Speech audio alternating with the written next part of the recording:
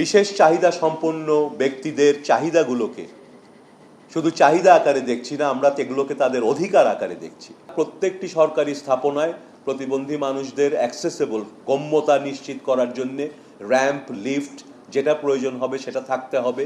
পাশাপাশি বিশেষ করে তাদের জন্য একটি হলেও বিশেষ টয়লেটের ব্যবস্থা সেটা থাকতে হবে। একইভাবে শিক্ষা মন্ত্রণালয়েও আমরা জানিয়েছি যে তাদের স্কুলগুলোতে র্যাম্পের ব্যবস্থা, পাশাপাশি প্রতিবন্ধীদের জন্য অন্তত একটি করে টয়লেটের ব্যবস্থা থাকতে হবে। সামনে দেশে আমরা ইলেকট্রিক ভেহিকেল, ইভি, যেগুলো বিদ্যুৎ চালিত গাড়ির উৎসাহিত করছে আমাদের সরকার। ওভারঅল আমরা রিনিউয়েবল এনার্জির দিকে যাচ্ছি, সেটারই অংশ হিসেবে সামনেই আপনারা দেখবেন বেশ কিছু ইভি বাস চালু হবে হয়তো ঢাকা এবং বড় শহরগুলোতে।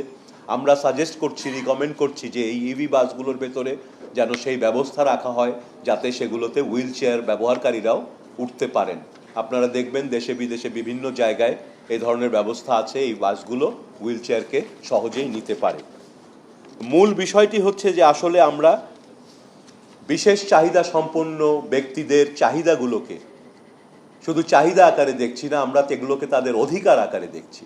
এবং তাদের সেই অধিকারগুলো শুধু স্বাস্থ্য না, শুধু সমাজ কল্যাণের বিষয় না, বাংলাদেশের প্রতিটি নাগরিক, প্রতিটি পলিসি, প্রতিটি মন্ত্রণালয় অন্য সকল নাগরিকের সেবা নিশ্চিত করার পাশাপাশি প্রতিটি প্রতিবন্ধী নাগরিকের সেবা নিশ্চিত হওয়ার জন্য কাজ করবে।